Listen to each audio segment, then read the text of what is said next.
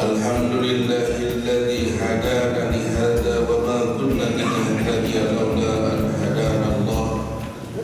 Panjang umur, lapang dada, luas hati, nikmat hidayah, nikmat inayah, nikmat berbagai macam keberkahan, sehingga alhamdulillah. La haula wala quwwata illa billah. Asyhadu an la ilaha illallah wa asyhadu anna Muhammadan abduhu wa rasuluh. Allahumma shalli wa sallim ala. Assalamualaikum warahmatullahi wabarakatuh. Kesempatan hari ini atau Sabtu pagi ini yang biasa kita membaca kitab Riyadhus Shalihin seperti yang diumumkan pada pekan lalu, karena ini memasuki bulan Rabiul Awal, baru tanggal 5 bulan Rabiul Awal, masih di pekan awal, pekan pertama di bulan Rabiul Awal. Oleh karena itu kita membahas tentang kelahiran Rasul Sallallahu Alaihi Wasallam. Tentunya berbicara tentang kelahiran Rasul ini nggak cukup satu pertemuan, sudah sangat perlu banyak waktu. Oleh karena itu insya Allah pertemuan ini kita mulai dengan membahas kelahiran Rasul, dan mungkin ke depan juga seputar kelahiran Rasulullah Sallallahu Alaihi Wasallam, khusus bulan Rabiul Awal.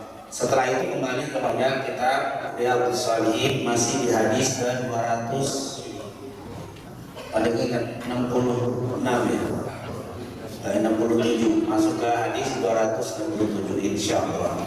Yang pertama berbicara tentang Rasul Sallallahu Alaihi Wasallam, kita bicara tentang kelahiran Rasul Sallallahu Alaihi Wasallam.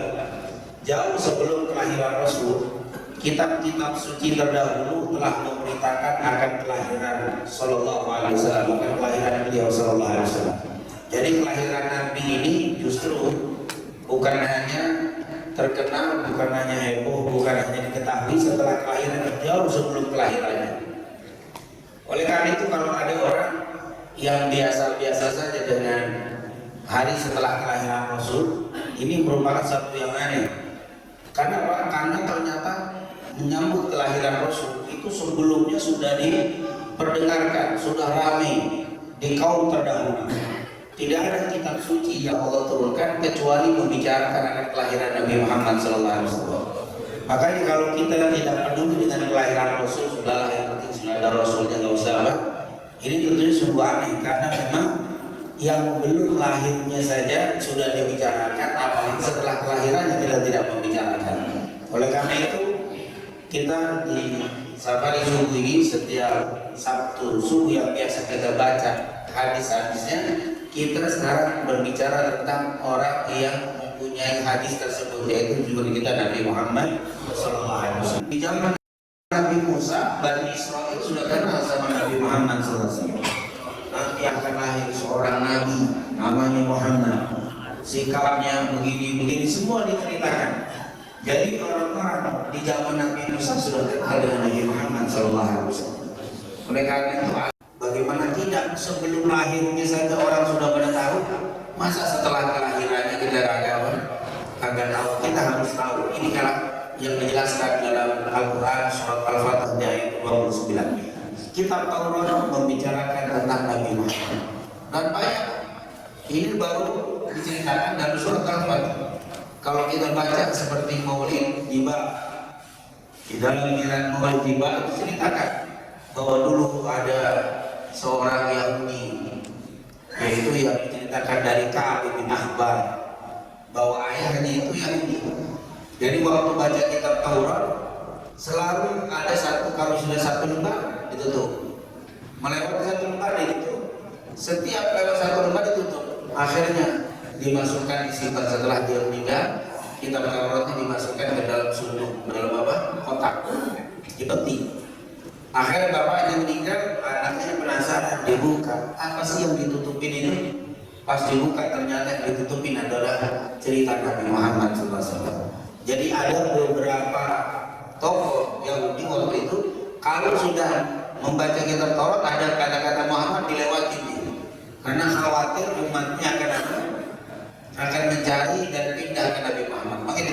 Akhirnya Ka'ab bin Ahbar tahu, oh ternyata ada Muhammad, nama-nama Rasul, cerita tentang Rasul dilewati.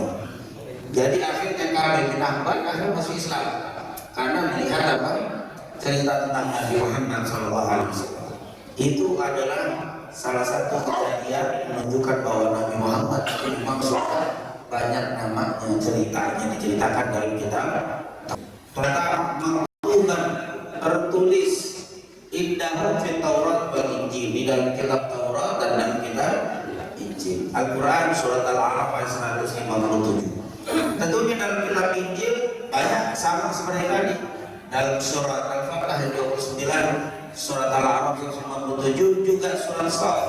Kalimah baina yadayhi min Taurat, yang membenarkan apa yang ada dalam kitab Taurat. Nabi Isa. Terus wa mubasysyira, mubasysyir itu kabar gembira, dan membawakan kabar gembira di Rasulin, dengan seorang Rasul ya'ti min ba'di, akan datang setelahku, ismuhu Ahmad, namanya Ahmad, yaitu Nabi Muhammad SAW. Jadi Nabi Musa sebagai pembenar kitab Taurat, yang kedua mubasysyir. Mubasysyir itu kabar gembira. Jadi Nabi Isa waktu ngabarin akan kelahiran Nabi dengan kegembiraan. Jadi orang yang nggak gembira dengan kelahiran Nabi itu bingung. Orang belum lahir aja udah pada gembira, nanti akan lahir. Mubasysyir itu kasih tahunya dengan kegembiraan, dengan bahagia. Mubasyiran, Nabi Isa memberikan kabar gembira. Tentunya Nabi Isa alaihissalam dengan gembira, yang hadir pun gembira sebelum lahirnya Nabi Muhammad. Gembira diajarkan, cara gembira begini, cara sedih ada. Naluri fitrah, seperti tadi anak kambing lahir kita gembira, fitrah. Walaupun ya kambing, kita mungkin bisa beli kambing, bisa kita beli kambing kalau langsung gede bisa. Tapi lihat lahir anak kambing kita biar jauh gila. Kenapa? Ada. Ketika ada kata-kata kelahiran itu ada kegembiraan. Apalagi yang lahir itu siapa? Rasul Sallallahu Alaihi Wasallam. Nabi Muhammad kelahirannya bukan menggembirakan orang setelah Nabi Muhammad. Sebelum Nabi Muhammad semuanya gembira menunggu kelahiran Nabi.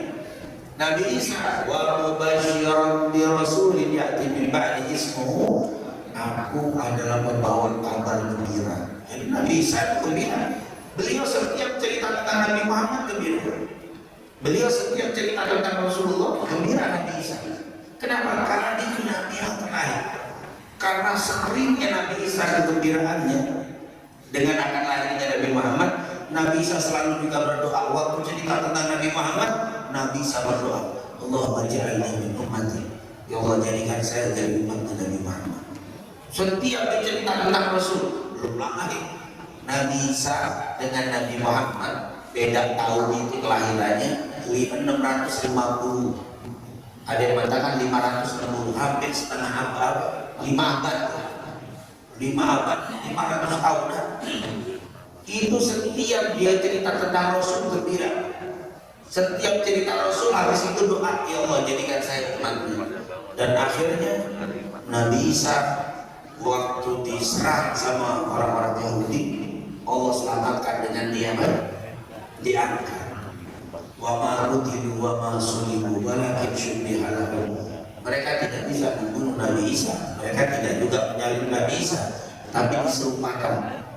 Ada yang bilang siapa itu? Si Yudas yang diserupakan mukanya dengan Nabi Isa, dan akhirnya dia disalib. Nabi Isa sekarang. Terus Nabi Isa menjelang hari kiamat akan turun. Diturunkan oleh Allah lewat malaikat, 2 malaikat yang membawa Nabi Isa turun. Kapan turunnya? Saat ada Imam Mahdi. Imam Mahdi waktu itu habis azan maghrib, sebelum qomat Nabi Isa turun.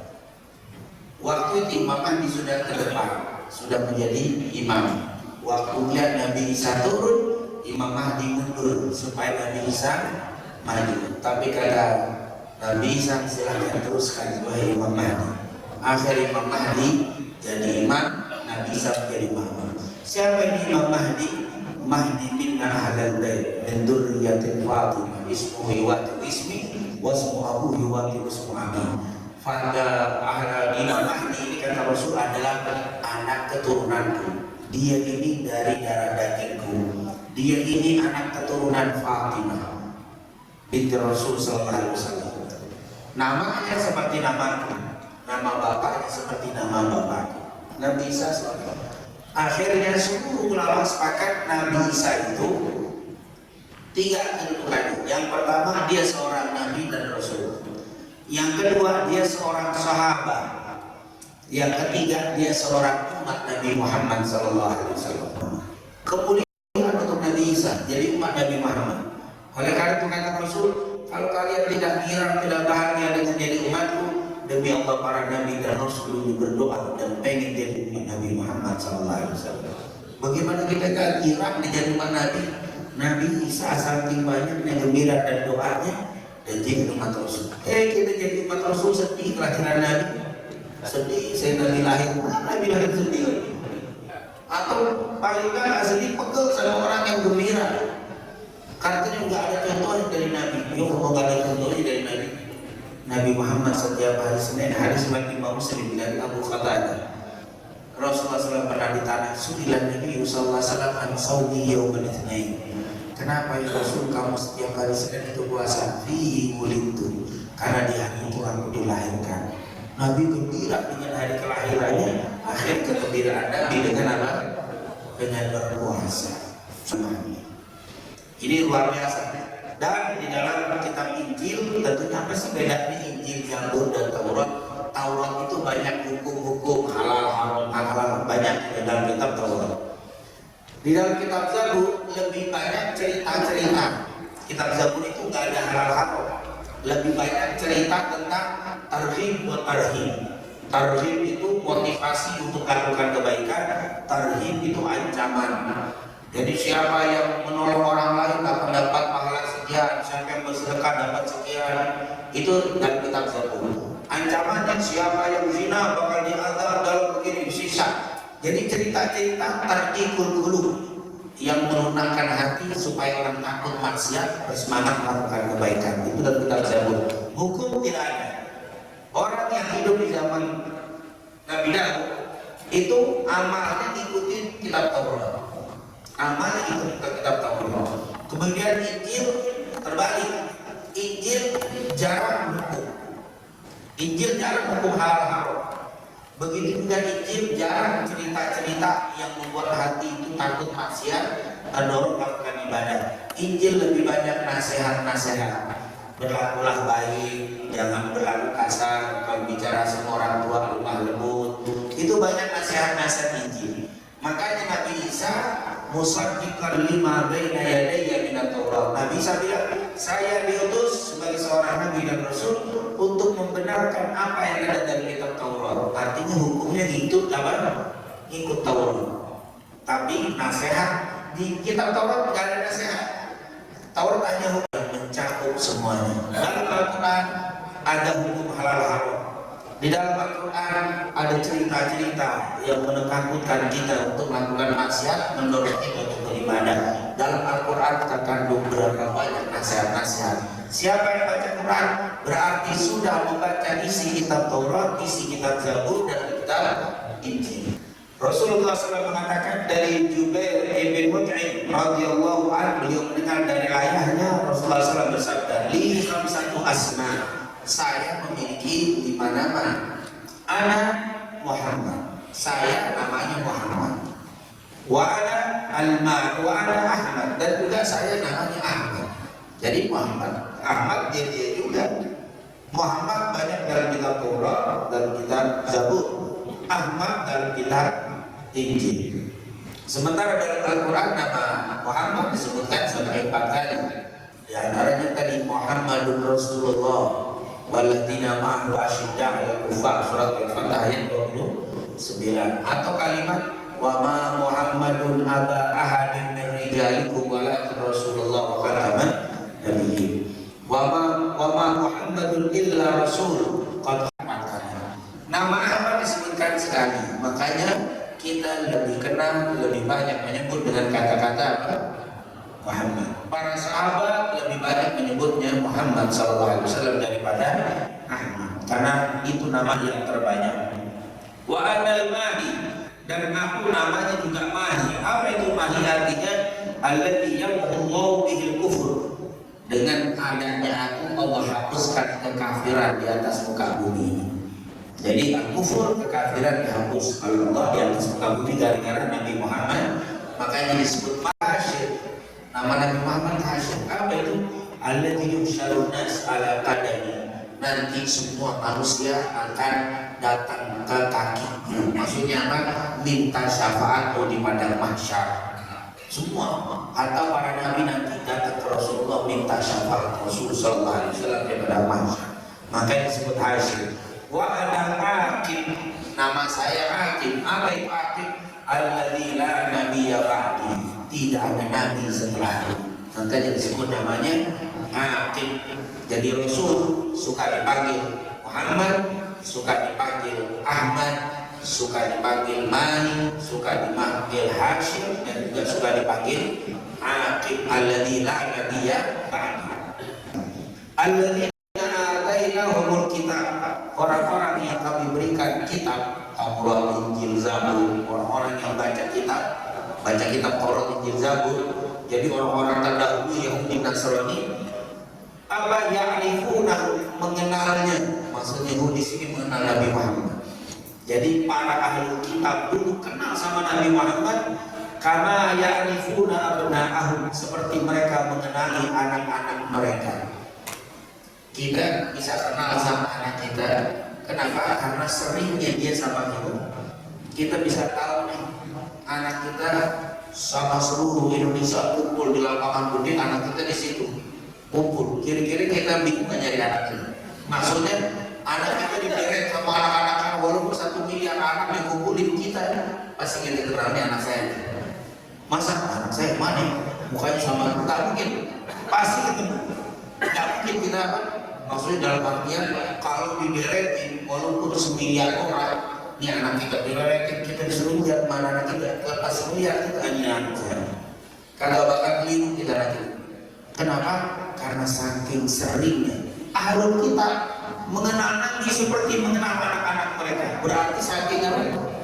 Saking seringnya cerita Nabi Muhammad di dalam Taurat, dalam Injil, karena seringnya cerita Nabi Muhammad, mereka mengenal Nabi karena ayatuna benar, seperti mereka kenal dengan anak-anak masih hidup. Masa pahalanya tidak ada pahalanya. Pakai tongkat nggak ada pahalanya.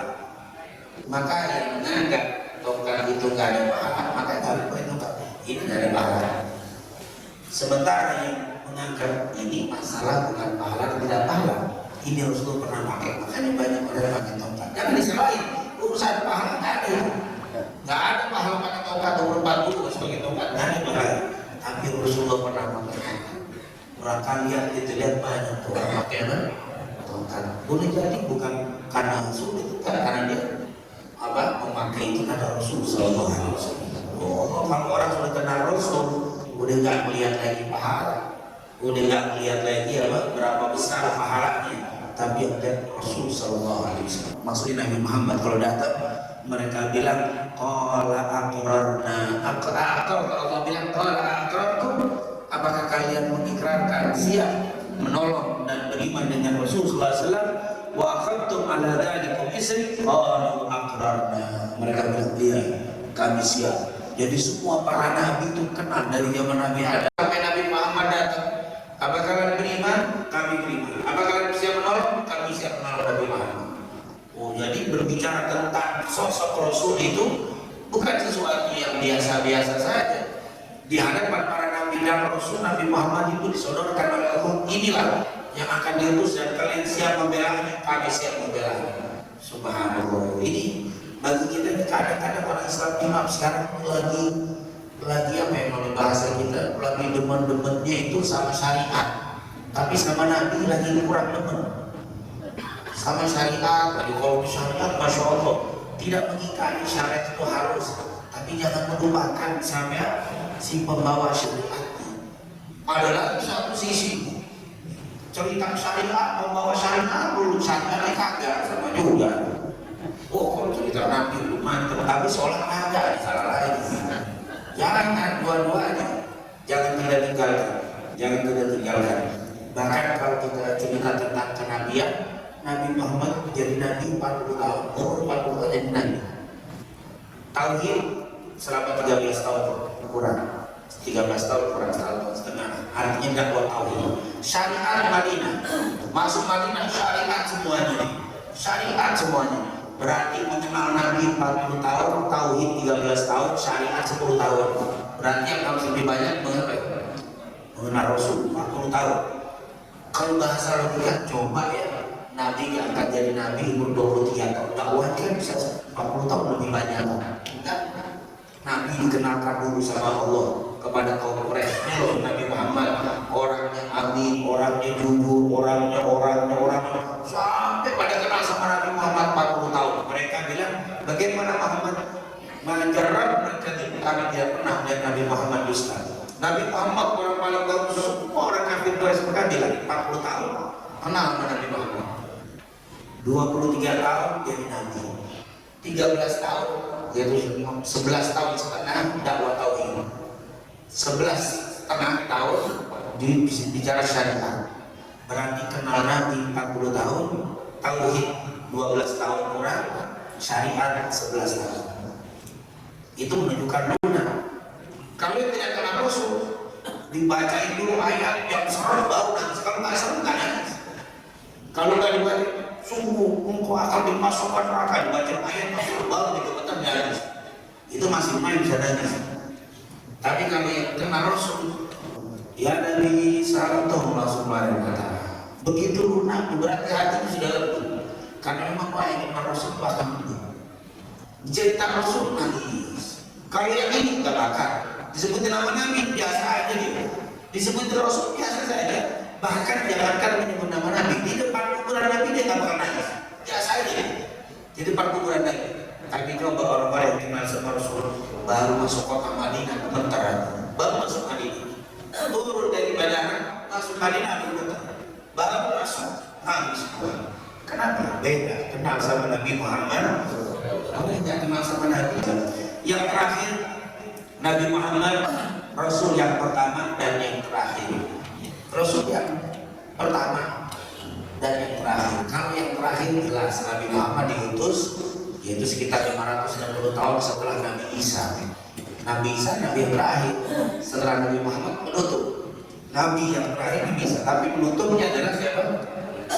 Wa ma Muhammadun aba ahadin dari rijalikum walakin Rasulullah wa khataman nabiyyin. Menutup para nabi. Itu adalah Nabi Muhammad. Jaraknya antara Nabi Isa dan Nabi Muhammad 562 tahun. Padahal yang terakhir. Maksudnya lihat habis. Berkata Abu Hurairah radhiyallahu anhu, Rasulullah bersabda, "Kuntu awwalun nabiyyin fil khalqi." Aku adalah nabi yang pertama di dalam ciptaan, wa akhiruhum fil ba'th. Tetapi yang paling terakhir diutus. Jadi nabi yang pertama tapi yang terakhir diutus. Maksudnya Rasulullah pernah menjelaskan ini hadis riwayat Ibnu Abbas. Ya Rasulullah, mata kunta nabiyya. Ya Rasul, kapan sih Anda menjadi seorang nabi? Ya Rasul, kapan sih Anda jadi seorang nabi? Apa jawab Nabi? Wa ada baina ruh wal jasad. Aku sudah jadi nabi sementara ada antara ruh dan jasad. Maksudnya apa? Waktu Allah ciptakan Nabi 40 hari, saat ditiup sebelum di badan sudah sempurna, rohnya belum ditiupi, Nabi Muhammad sudah diangkat menjadi seorang nabi dan rasul. Ini hadis sahih disebutkan dalam Sirah Nabawiyah Al-Imam Ibnu Katsir dan kitab Dalailun Nubuwah Al-Imam Baihaqi, Al-Imam Hakim dan kitabnya Mustajab dengan sanad yang baik. Riwayat serupa ini juga dikeluarkan oleh Imam Ahmad dalam kitabnya Al-Musnad. Jadi bukan ini menghayal, ini fiktif, berlebihan sama Nabi. Ini kitab-kitab menyebutkan. Makanya kalau kita baca rawi ada sebenarnya. Kapan wahai Rasul menjadi seorang nabi? Antara aku sudah jadi nabi, Nabi Adam antara ruh dan jasad. Setelah dibentuk fisiknya sempurna Nabi Adam, sebelum ditiupkan ruh di dalam tubuh Nabi Adam, Nabi Muhammad sudah menjadi seorang nabi dan rasul. Maka setelah itu baru ditiupkan ruh kepada Nabi Adam. Makanya dia bilang wa Adam bainar ruh wal jasad. Adam antara ruh dan jasad, aku sudah jadi nabi. Allah Nabi Muhammad Sallallahu Alaihi. Jadi jangan kaget kok Nabi Adam pernah cerita, walaupun riwayat tadi dan riwayat Imam Ibnu Katsir bahwa Nabi Adam waktu melanggar makan buah khuldi, dia berdoa beristighfar kepada Allah dan akhirnya dapat ampunan Allah ketika melihat nama Nabi Muhammad. Itu disebut dia bertawassul dengan Nabi Muhammad. Itu riwayatnya terakhir kami ada tawassul cerita Nabi Adam tawassul dengan Nabi Muhammad.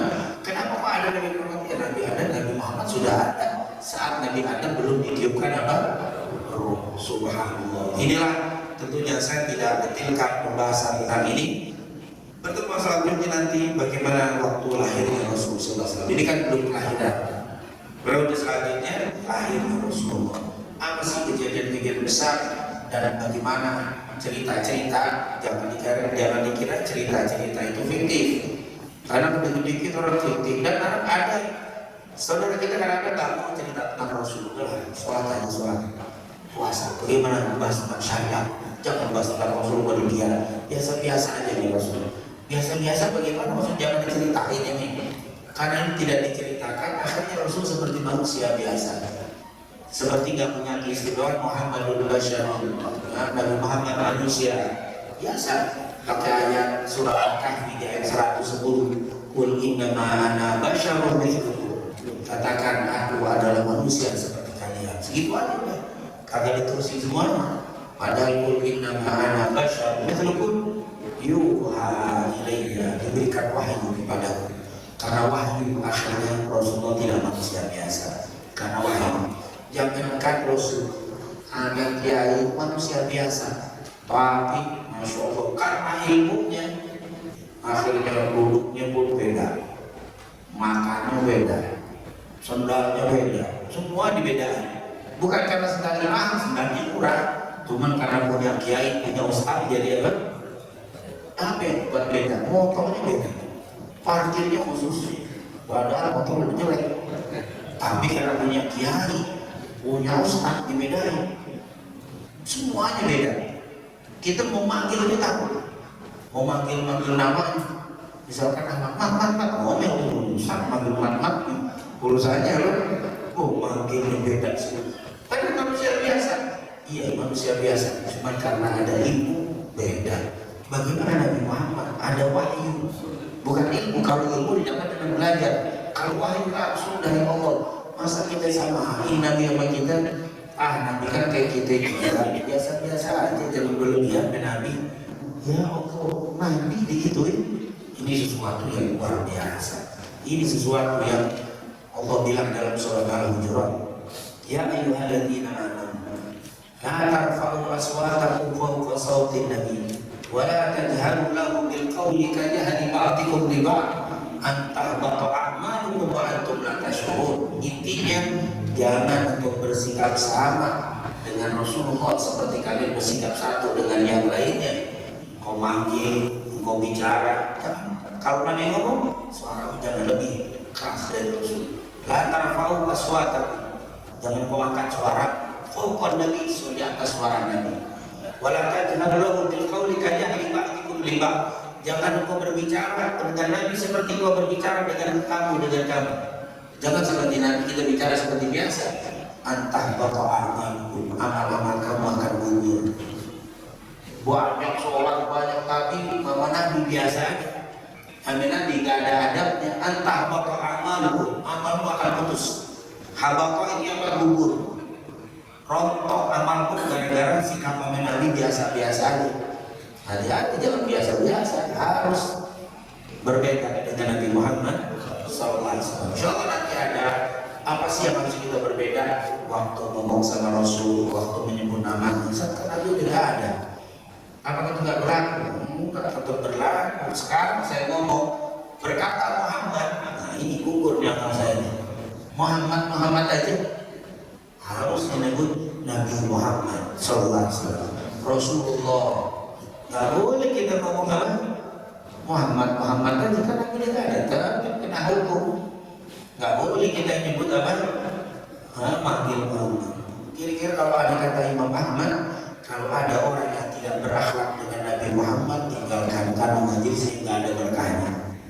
Saya misalkan di safari Sabtu subuh saya baca hadisnya pakai di dalamnya ada sekian Muhammad bersabda, enggak itu bubar aja tinggalin, karena majelis nggak ada berkahnya. Mau ngapain hadir ke majelis itu? Kenapa nggak ada berkahnya? Karena nggak ada adab sama Nabi Muhammad SAW.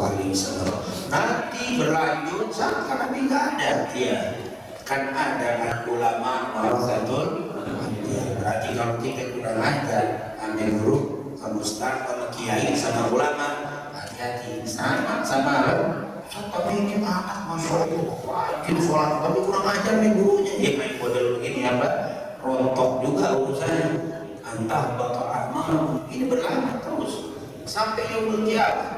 Harus kita beradab dengan Rasul dan orang-orang yang menjadi pewarisnya Rasul sallallahu alaihi wasallam. Semoga penjelasan tentang mukadimah ini belum apa kelahiran Rasul. Nanti kalau memang di al-ittihad dibahas tentang kelahiran Rasul, alhamdulillah tinggal kita lengkapi. Tapi kalau kagak, kita lanjutin lagi. Oleh karena itu, insyaallah nanti kalau orang yang punya waktu silakan. Di sana nanti di al-ittihad Sabtu depan saya libur karena di sana. Di sana ada Dr. Agil Al-Munawwar yang akan memberikan apa? Ceramahnya Dr. Agil Al-Munawwar, kemudian Dr. Sutrisno Hadi MA dia juga berikan tausiahnya di sana. Kalau memang mereka membahas tentang kelahiran Rasul, betul-betul kelahiran Rasul dengan sejarah seperti ini, kita akan lewatkan. Jadi termasuk nanti bagaimana sikap-sikap kita terhadap kelahiran Rasul Sallallahu Alaihi Wasallam. Itu mungkin yang bisa saya sampaikan. Kurangnya wassalamualaikum warahmatullahi wabarakatuh.